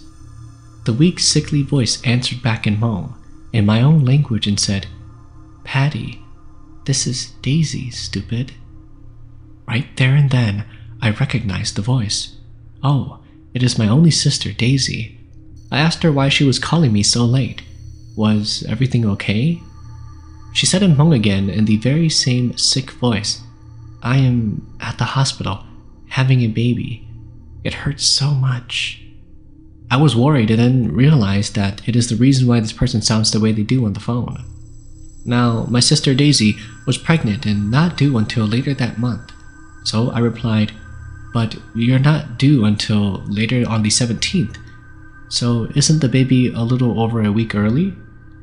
The phone conversation continued back and forth this way for a few minutes, with me wanting to know what was wrong and Daisy telling me that she was having some complications. Her doctor may potentially have to perform an emergency C-section. She couldn't tell me why or what was happening to the baby and why the doctor decided to just go with that option without letting her at least try to have the baby on her own. I asked her what hospital she was at and she told me Mercy General, the same hospital I had my kids at, and then I continued to ask her if she would like me to go and be there with her for support. Now, keep in mind that Daisy's voice still sounded weak and sickly. She continued to me, "No, I'll be okay. The nurse is coming. It is time to have my child. I'll talk to you later." And then she hung up the phone. So I hung up the phone too, not thinking anything of it. But I was still a little bit concerned. I knew my mother-in-law had just gotten off of work, so I called her around 1:20 a.m. My mother-in-law works for Kaiser in a very big hospital as a medical transcriptionist. She studies a lot, so I figured that she would know what to do and tell me as to why Daisy's doctor wanted to give an emergency C-section. The two of us talked for a while. To be more specific, we talked for another hour and a half. My mother-in-law and I both hung up on the phone after she assured me that my sister's doctor is the professional and for me not to worry. I was already done with my laundry, so I went to the computer room to tell my husband that I was late and that I was going to bed. I laid myself to bed and then realized I should text message my sister's husband just to make sure the C-section went okay and my sister and the baby were okay and that the baby is healthy. I got no response back, but I just figured that they were busy and the hospital did not allow them to keep their cell phones on because the wireless signals can mess up with the hospital machines. I don't know if that's true or not, but I guess. I fell asleep and I woke up the next day to a missed call message on my cell phone, and I received one text message from them. I was getting excited to hear that she was having a baby, and this is where it gets weird. The message read, "Huh? Patty, what are you talking about? Daisy did not have the baby yet. She did not have a C-section." So I called them and my sister Daisy answered the phone. Confused, I asked her why she called me and told me she was in the hospital and was having complications and that her doctor was going to give her an emergency C-section. Daisy replied, "Patty, I'm not sure who you talked to, but that was not me. My husband and I were both asleep last night by 10 p.m. I was freaking out. I felt that cold chill again and felt like I was being watched and listened to. Immediately, I told Daisy that I would call her back. No one knows my home phone because we all have cell phones, so everyone has my cell phone saved on their phones instead. My home phone is only there for business calls more than personals. I started to panic and called up families and friends and anyone that I thought of that may have came across my home phone number and explained to them what happened. Everyone told me that no, they did not call me and explain to me what they were doing around that time, and it made sense why they couldn't have been the person to make that call. Sounding crazy, I called my mother-in-law to make sure it wasn't a dream, that I was really talking to her for about an hour and a half after talking to Daisy for 20 minutes. She assured me that we were both talking to each other on the other ends. Then, she asked me something that made a lot of sense. She asked me that when I was in the hospital, was I in the mood to be making phone calls? Was there even a phone in the labor room? And I thought for a minute. And it was right. When you're in labor and going through all those contraction pains, you want to be thinking about calling somebody. And that if it was Daisy about to have a C-section, there would be a lot of prepping to do. I was at a dead end. My heart was racing and I felt cold and numb. Was there someone trying to pull a trick on me? I called my home phone company to see if they knew or kept a record of where the phone call came from and that maybe someone was stalking me. But they don't trace any calls or have a record of any calls unless I requested for the call to be traced before the call was made. I was still scared, but I thought to myself, everybody probably thinks that I'm crazy. So I took that little 20-minute phone call conversation and stuck it in the back of my head. The next day, I don't know if this incident has anything to do with what happened the day before, but my husband, kids, and I were on our way to my parents' house to get the last-minute preparations done for Easter and to have lunch. I was talking on my cell phone with my Auntie Alice, and while in the middle of her talking, the phone line went quiet. I thought maybe I may have lost her call and looked at my phone and nope, sure enough, my cell phone still indicated that the line was active. I put the phone back up to my ear and yelled, "Hello? Hello?"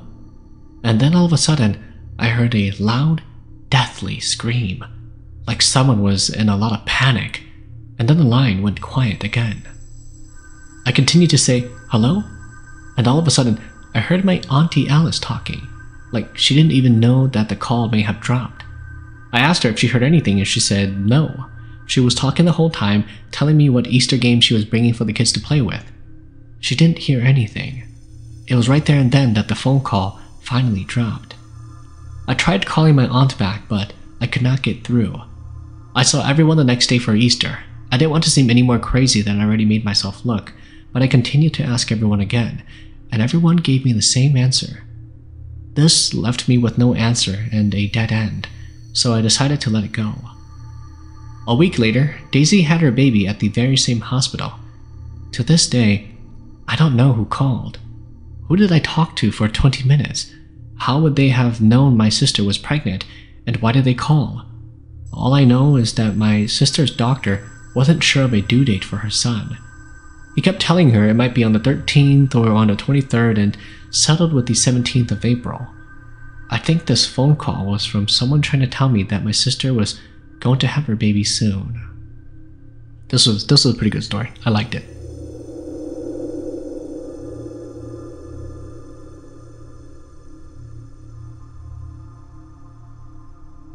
This was over 10 years ago, and I still remember it like it was just yesterday.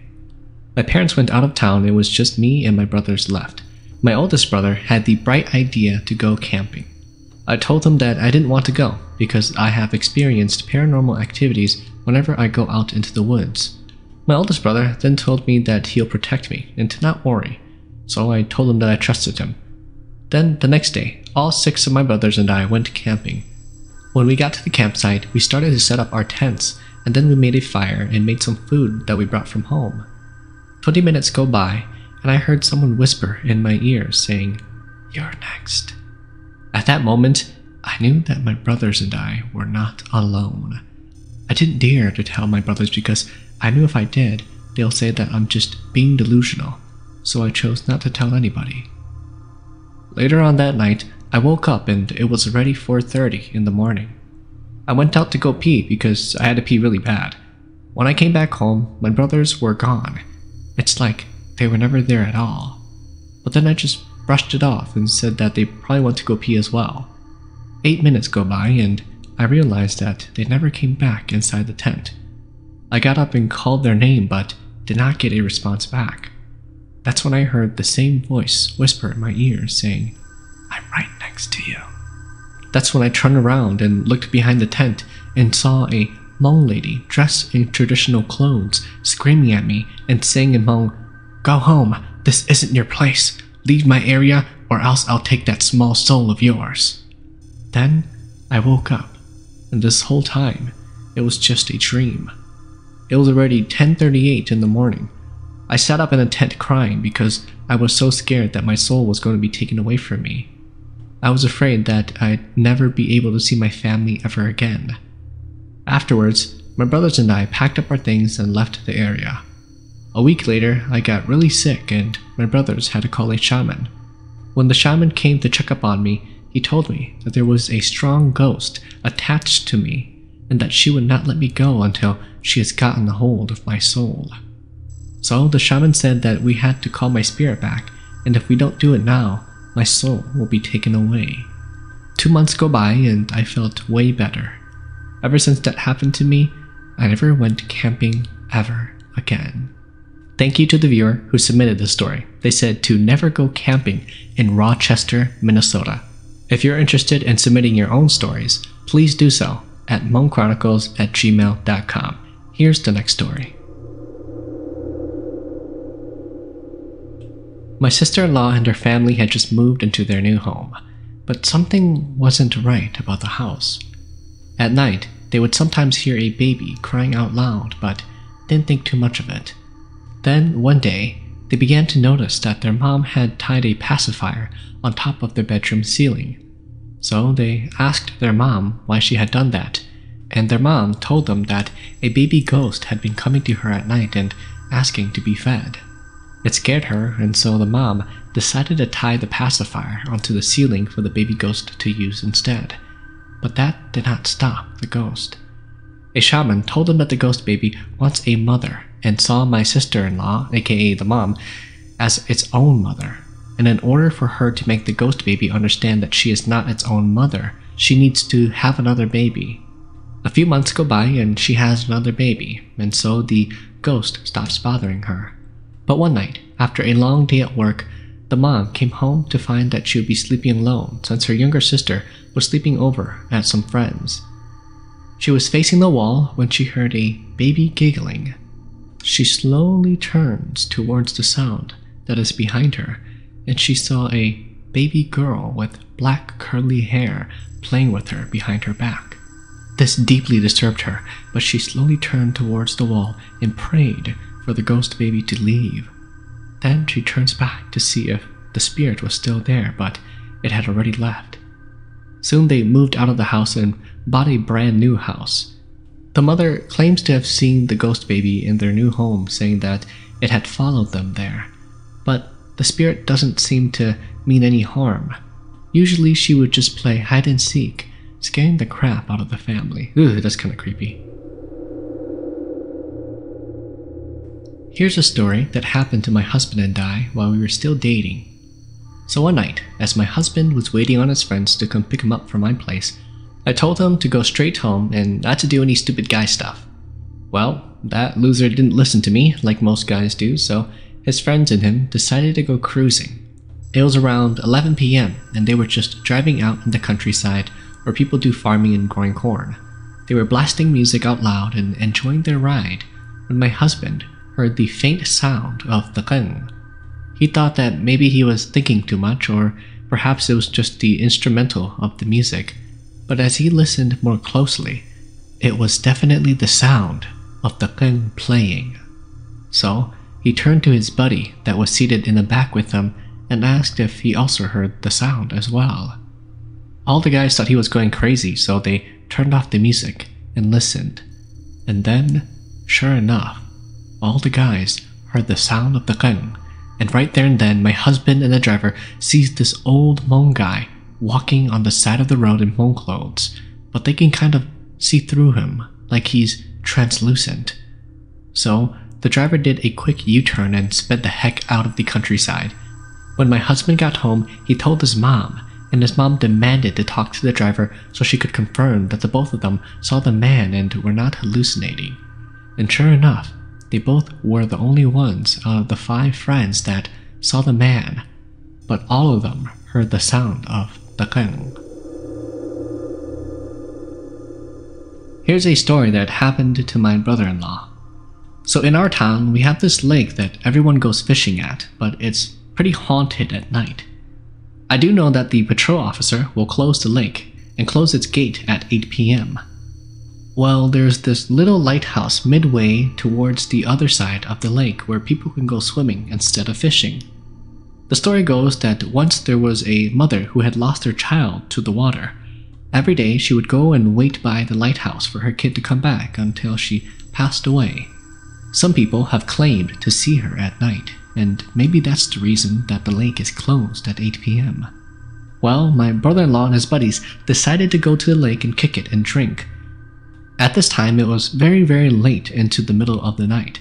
I asked him why they would choose that haunted lake out of all the other places, and he said that they were stupid and that the lake was easy to get into. Besides, they thought that they were tough. As they were chilling on one side of the table, overlooking the lake and talking, someone mentioned about the story of the lonely ghost mother who awaits her child at the lighthouse.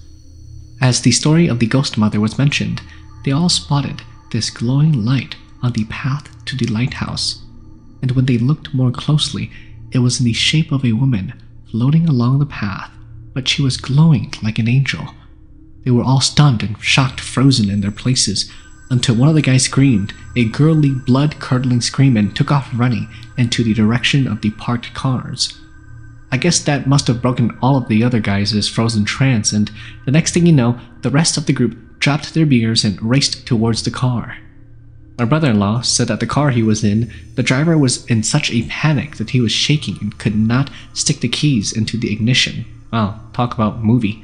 He did it, and all the other 3 cars backed up at the same time, almost colliding with each other, and they all sped away. So he confirmed that the ghost stories of the lonely lighthouse mother is true. There are definitely more sightings and incidents about the lake, but just don't plan to stick around past 7 p.m. I don't know if you guys got that one text about not answering a phone call from Laos or whatever. It's been going around since last week or something. Well, anyways, one of my niece's sister-in-law received a text message like that. Well, her husband saw it and he quickly turned it off. My sister-in-law asked her husband what it was, and he said that it was nothing and for her to go to sleep. She couldn't fall back to sleep, so she just laid there with the lights dimmed low. Because her husband was going back to sleep, she didn't want to bother him, and instead she was looking for comfort, so she stared at one of her stuffed animals. Typically, that stuffed animal that she has, it tends to give her comfort. Well, that night, it didn't. The more and more she kept on looking at it, the more the stuffed animal started to distort and get a little scary. My sister-in-law got scared and turned away from it. Just a few minutes after that, the room got cold and she felt an eerie presence in the room. All of a sudden, whatever it was in the room just sat on her. She was struggling very hard and eventually it got off of her but didn't quite leave the room. She woke up her husband and told him to put his feet next to her in case that thing came back. Instead of doing what she asked, he got into an argument with her. They got mad at each other and they slept apart from each other. As they both continued to lay there, her husband started to tell her how uncomfortable the room was getting. They didn't know what was the cause of it, but the sister-in-law realized that everything started happening right after they received the text message. She asked what was in the text message, and he finally told her about the text. She thought that since it was a chain letter, they should send it out. They did, of course, and after they sent it, they felt the room much more brighter and more safe. One of my friends told me about this curse, and she said it happened about many years ago, and I'm not sure if it's true. People have claimed that it has taken a few lives, and it's targeting more towards General Beng Pao because he wanted to overthrow Laos. I don't know if it's actually true, but she claims that it is, so beware. I don't know, man. I don't know. Getting a text about maybe it's like an invitation to like a Hmong CIA, and like with that they're like, oh, we're gonna go back to Blote and Bonyala or something like that. Anyways,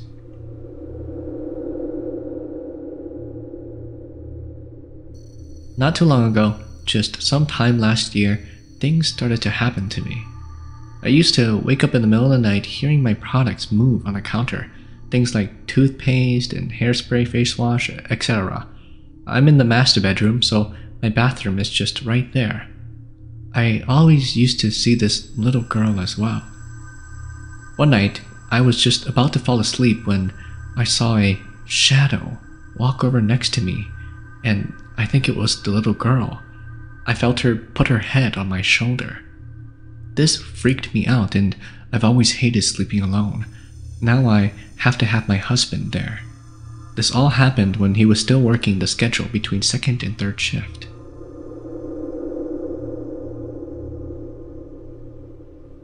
Back in the day, we recently moved away into a new house, and one day, after school, I went upstairs to change my clothes.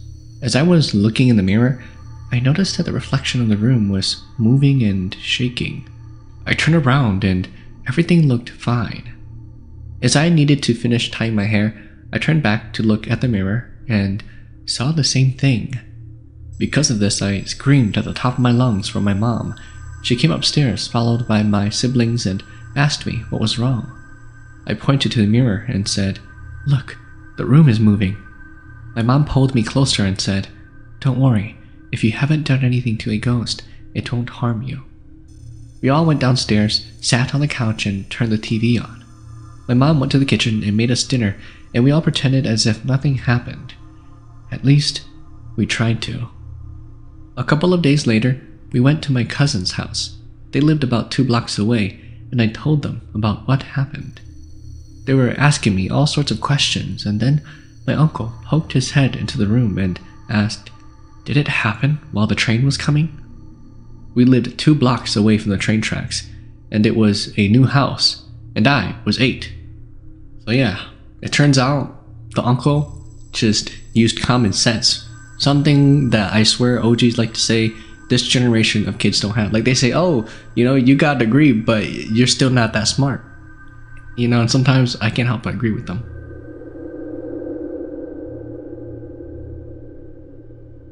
This one is one that my uncle told me. It was during the time of the war. His father died when he was little, and his mother died when he was a teenager, so he didn't have much left in the world and went and joined the military. After he completed his training, they offered to send him to a different camp. He was okay with it, since he wanted to see the world and get more pay. That night, he dreamt of his mother, and she warned him to not go and to stay where he was at. Morning comes, and he tells his commanding officer that he changed his mind. He had to take care of some stuff first. So he stayed behind, and the other guys who volunteered left in the truck. A day later, he got the news that everyone who was in the truck died because they were all gunned down. He thanked his mom for saving him and has listened to his dreams ever since. He told me to be wary of bad dreams because they foreshadow a bad future. A few years ago, my sister-in-law took her 3-year-old daughter to a funeral. For those of you who live in Minnesota, this is the old funeral home on Dale. It's no longer there. Anyways, if you've ever been to the funeral home, there is a hallway that separates the room where the men sit and play cards from the room where people sit with the dead. My sister-in-law told me that as they entered the funeral home, she grabbed my niece's hand and walked down the hallway. My niece kept on lagging behind and looking back. My sister-in-law didn't pay too much attention to this because she was saying hi to people and doing small talk as they walked down the hallway. Because my sister-in-law wanted some coffee, they went into the kitchen and came back through the same hallway. Still, my niece continued to lag behind, and my sister-in-law had to tug her along. Then they went to the side where people sit with the dead. That room also has an aisle separating the men from the women. Anyways, my sister-in-law finally got fed up with my niece lagging behind and needed to keep on pulling her. She finally asked my niece, "What are you doing? Walk nicely." My niece replied with, "Mommy, who's that lady following me?" At this point, she looked past my niece and didn't see anybody. There were a lot of people around, but it didn't look like anybody was following them. Needless to say, she grabbed my niece and they came home right away. You all know that old belief that until children get their adult teeth, they are more susceptible to seeing things. Here goes the story about my brother-in-law's friend's wife. I'm going to call her Betty, since I don't want to reveal her real name. Well, when Betty was younger, she had this demon that liked her, so he would always haunt her. And you know how sometimes ghosts and demons could sit on top of you and you can't move? Well, her demon always did that to her, and she said that she can feel its presence lingering around before it begins to attack her. She also mentions that when it comes to her onto her bed, she could literally feel like a person is climbing into bed and sitting on top of her. Before she knows it, it's on top of her, and she could feel the pressure as if someone was sitting on her. Her parents got her grandma to do a jingle bell to chase the demon away, and so the jingle bell took place and the grandma locked the demon somewhere inside Betty's house.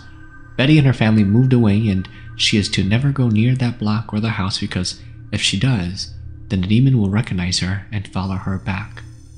Many years later, Betty has 4 kids and a husband, and she's the type of cool wife that lets her husband's homies come kick it whenever they wanted. So, one night, she felt the demon's presence again, and it came to her while she was sleeping and gave her sleep paralysis again. Before the demon got off of her, he told her he was going to take her with him this time and pulled her leg. Her husband was sleeping next to her, so when she finally freed herself from the demon, she quickly woke up her husband and told him that the demon has come back after all these years. Dun dun dun, and she was so scared she called her grandma and told her what happened. From that point on, her grandma wanted to speak with the husband. When the husband got on the phone, Betty's grandma told him that the demon had taken Betty's soul when it pulled her leg, and that it's going to be too late to save her if they don't come to her house right away, which is about an hour-and-a-half drive away. They were supposed to do a jingle bell so that Betty would not die. So the husband quickly hung up the phone and called all his homies to help lend some cash because he has to do jingle bell right away. 30 minutes later after the conversation, he shows up at my brother-in-law's house to borrow some money, and my brother-in-law gave him $100 and some of the other homies gave him cash as well. Wow, talk about a good group of friends. Within an hour, they left to the grandma's place to do the jingle bell, and they had to buy these huge candles and Hmong papers and all that stuff. So that's probably where the money went to. It took the grandma about 2 days to catch the demon. 2 whole days. She then locked the demon inside this jar and told him that if the demon is hungry, ask the grandma and that she will feed it. If the demon needed anything, she will do her best to fulfill it, but to leave Betty alone because she is married. Later that day, they also did a ceremony that ties the husband's and wife's soul together. We later found out that the demon was a different demon that attacked Betty. It followed some of her husband's friends to Betty's house, and when it arrived there, it saw Betty and really liked her. The demon didn't see that Betty was a wedded woman because she never did a jingle bell where she ties her soul with her husband's, so the demon saw her as a lonely single soul. That's why the demon wanted to take her as well.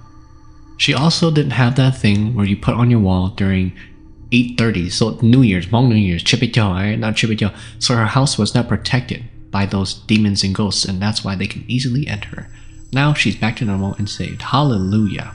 That's why you guys need to get married the Hmong way. So that way your partner doesn't get dragged by demons. And if you want to learn how to do it, if you each send me $100, I will show you how to do it. So one night, I woke up to some crunching and nibbling sounds. My eyes adjusted to the darkness, and I was listening ever so closely to the crunching noise.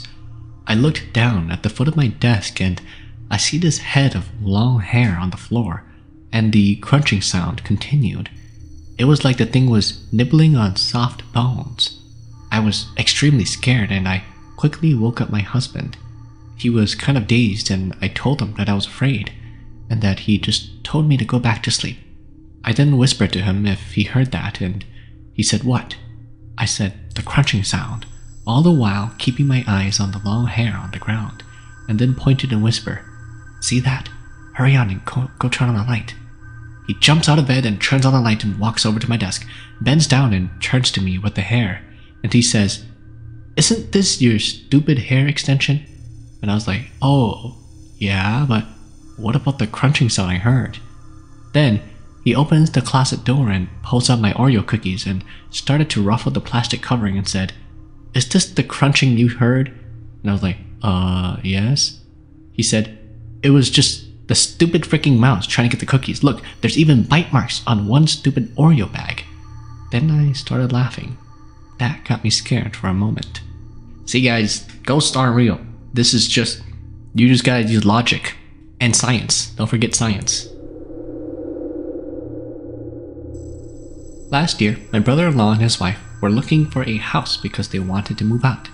They found this place that my sister-in-law really liked. She said that the front yard was so pretty and the house was so beautiful.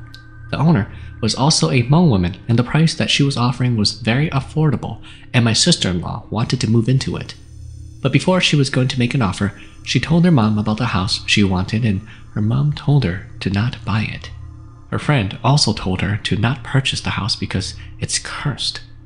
The story goes there that there was a family who moved into that house, and not long after, the husband suddenly dies. The cause of death was not explainable since he was a healthy man, and all of a sudden he died in his sleep. The second family, the husband of that family, was also healthy, and not long after moving there, he also suddenly died in his sleep. Then came the third family. They didn't have a father, but they had a grandma who could see perfectly, but became blinded. They did a shaman ceremony and found out that the house was cursed, and so they moved out. Soon after they moved out with the grandma, her vision came back and she was finally fine again.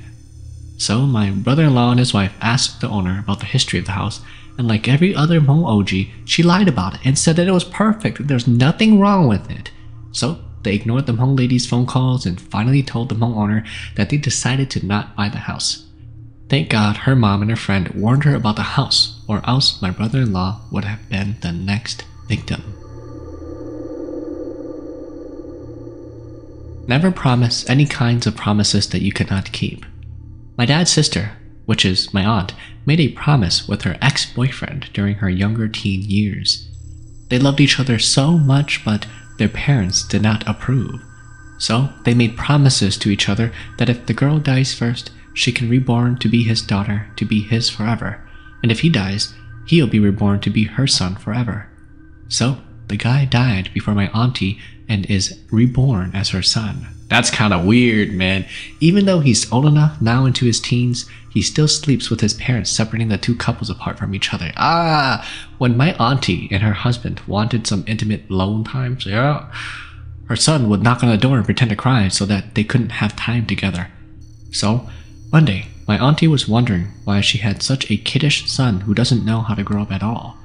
So she went to see a shaman lady, and they said that when she was young, she and her ex-boyfriend made a promise and held on to each other, that if one dies first, the other will be reborn as their own child and to never be separated. That's why my parents always say never make promises that you cannot keep. Also, don't make promises that are that weird, my dude. Like, come on, it's just common sense. Look, maybe I was wrong. You know how some OGs say that we don't have common sense? You know what? They're as equally bad as we are, okay?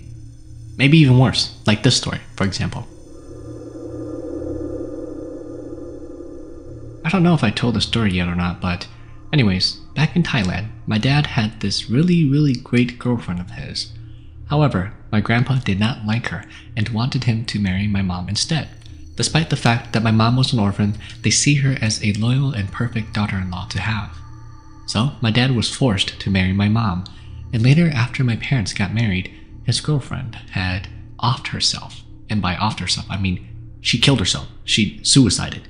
Even though it's been over more than 10 years now, and our family are living in the US, his girlfriend still follows him around. Last year, in 2009, as my mom was sleeping, she heard some ladies talking in her bedroom while she and my dad were asleep. As my mom was asleep, she had her legs crossed over my dad's and she was cuddling up to my dad. Then, all of a sudden, she heard the lady say, "Who does she think she is, holding my man like that? Let's show her some lessons."